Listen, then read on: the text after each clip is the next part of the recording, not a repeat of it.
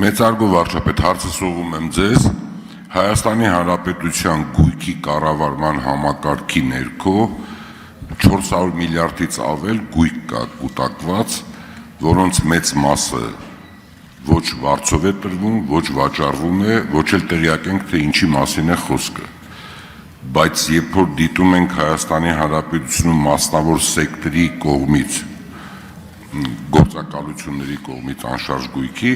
տեսնում ենք, որ տարեկան մոտավորապես առք ու վաճառք կատարվել է մինչև 59,000 գույք։ Իհարկե դրանց մեծ մասը հնարավոր է բնակարաններ լինեն։ Դրանցից մոտավորապես 1580-ը արտասահմանյան քաղաքացիներ են ձեռք բերել։ Երբ որ այդ գույքը չի գործում, ոչ մի գեներացիա չի կատարվում, հարկ չի վճարվում, աշխատատեղ չի ստեղծվում, հնարավոր չի դրանք հանձնենք մասնավոր սեկտորին, նրանք կառավարեն, նրանք վաճառեն, նրանք վարձով տան, նրանք վերանորոգեն, որտեղ վերանորոգման դեպքում մուլտիպլիկատիվ էֆեկտ է սկսում, ցեմենտ են օգտագործում, արմատուրա, մալուխներ են օգտագործում, մարդիկ են աշխատում։ Ես կարծում եմ, սա մեր ուշադրության կենտրոնում պետք է լինի, ես խնդրում եմ, որպես երկրի վարչապետ, դուք սա առանձին քննարկման թեմա դարձնեք, ինչի պետք է պետական ունեցվածքը այս կարգի մի կողմ դրված լինի եւ ոչ մի գեներացիա չապահովի Հայաստանի Հանրապետությանը։ Հարցին կպատասխանի վարչապետ Նիկոլ Փաշինյանը։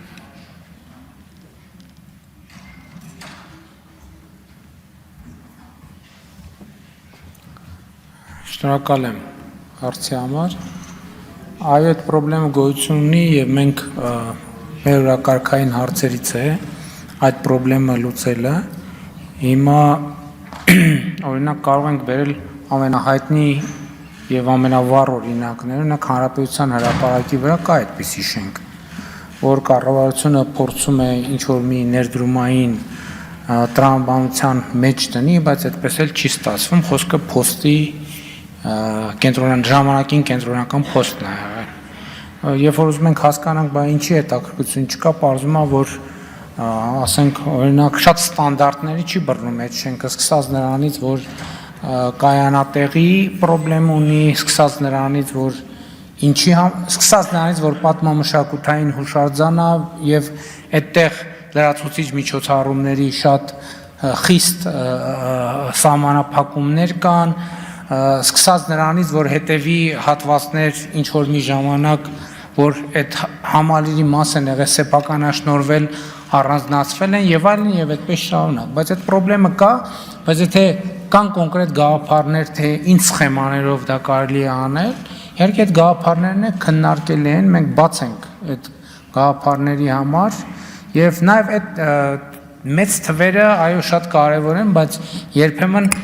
մեծ թվերի մեջ էլ պետք է մենք խորանանք, որովհետև ձեր ասած 400 միլիարդ ասիկ,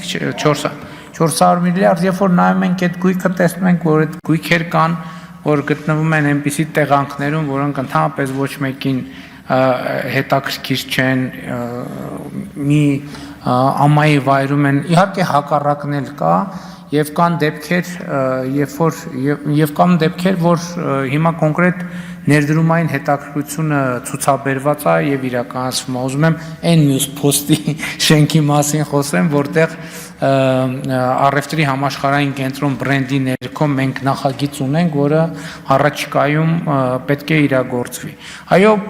այդ իրականում շատ նուրբ եւ բարդ գործընթաց է եւ մենք այդտեղ խնդիր ունենք։ Մենք խնդիր ունենք, որ ասենք Երևանի կենտրոնում գտնվող համալիրներ դրվել է մասնավորեցման եւ կամ հետաքրքրություն չի ցուցաբերվել։ Եղել են հիմա կոնկրետ ունենք իրավիճակներ, երբ որ մենք մի սխեմայով փորձ էինք անում դա դնել մասնավորեցման, բայց այդ թվում որոշակի քննադատություններ եղավ մասնավորեցման այն սխեմայի վերաբերյալ, որ մենք ուզում էինք, կառավարությունը մտածում էր անել, այդ սխեման փոխեցինք, մասնավորեցումը տեղի ունեցավ, բայց այնտեղ հիմա ճգնաժամ է առաջացել եւ մեծ հավանականությամբ այդ մասնավորեցման արդյունքում առաջացած ճգնաժամի լուծման պետք է զբաղվենք, համենայնդեպս ես արդեն այդ նամակների հոսքը ստանում եմ, բայց որ թեման պրոբլեմատիկ է եւ շատ կարեւոր, այդ միանշանակ է, բայց ուզում եմ ասել նաև, որ եթե ես չեմ սխալվում, 2024 թվականին պետական գույքի կառավարման տողով պետական բյուջեի եկամուտները էականորեն աճել են, մոտավորապես եթե չեմ սխալվում 20 միլիարդ դրամի եկամուտ ենք ունեցել պետական գույքի կառավարումից, ինչը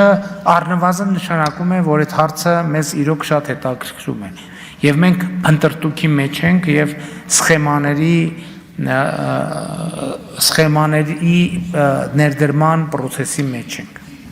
Արձագանք։ Մի պատմություն եմ ուզում հիշեցնել 99 թվականին 98-ի Ռուսաստանի դեֆոլտի արդյունքում Հայաստանի Հանրապետությունում անշարժ գույքը բավականին ընկել էր գները եւ պետությունը երբ որ պայմանագիր էր կնքի այդ անշարժ գույքը ձեռք բերողների հետ, որոնք որ պետք է 10 տարվա ընթացքում այդ գումարը լրացնեին, դա ոչ մեկի սեփականություն չէր, չէին կարողանում բանկեր դիմել, չէին կարողանում վաճառել ինչ-որ մի հատվածը։ Մի օրենսդրական նախաձեռնություն բերեցինք, դրանից հետո սկսեց գեներացվել բոլոր այդ տարածքները սկսեցին վերավաճառվել, սկսեցին վերանորոգվել։ Ես ուզում եմ ասել, այդ կարգի գումարի անշարժ գույք ունենալը եւ 20 միլիարդ հավաքելը, կարծում եմ 20 միլիարդը ցածր պետք է ավելի մեծ սա էր ուղղակի իմ ասածը, որ ինքը գեներացվի, գումար տա, աշխատատեղ ստեղծվի, հարկեր վճարի։ Շնորհակալ։ Միանշանակ համաձայն եմ ձեզ հետ եւ այսինքն այն մասով, ինչ մասով օրինակ պետական գույքի կառավարման կոմիտեի նախորդ եւ նախանցյալ տարվա հաշվետվությունների քննարկումը եղել է, ես այդ խնդիրն եմ դրել։ Բայց հիմա ես ուզում եմ մի ուրիշ հարցեր անդրադառնամ։ Մենք ահռելի գույք ունենք հանրապետությունում, որ ժամանակին մասնավորեցվել է, բայց նույն կերպ տնտեսական շրջանառության մեջ չի։ Այսինքն ես օրինակ վստահ չեմ, եթե մասնավորին ու պետականը համեմատենք, ես վստահ եմ, որ մասնավորին տիրապետության տակ գտնվող գույքերը, որոնք շրջանառության մեջ չեն, եւ ուղղակի փլուզվում քայքայում են, կարող հաստատ ավելի շատ է։ Չէ, բա այդպիսի խնդիրներ պետական գույքերի հետ կապված էլ կա։ Դատական խնդիրներ կան, վեճեր կան, բանի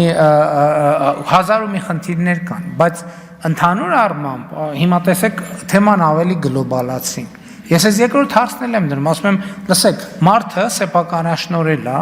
ասենք ընդ որում միջպետական մայրուղու վրա գտնվող ինչ որ մի բան է, չգիտեմ ժամանակին դա ինչ ա եղել, ռեստորան ա եղել, թե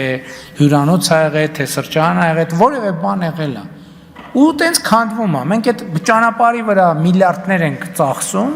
որպեսզի մեր երկրում հոսքերը շատանանք, տուրիստական հոսքերը, օտարերկրյա քաղաքացին գալիս ասում է, լսեք, այս երկրի թիվ 1 մայրուղու վրա այս մի հատ քանդած օբյեկտ, որը այնտեղ ընդհանրապես ոչ մի բան տեղի չի ունենում, այս 2, այս 3, այս 4։ Մենք անդադ ասում ենք ներդրումային միջավայր,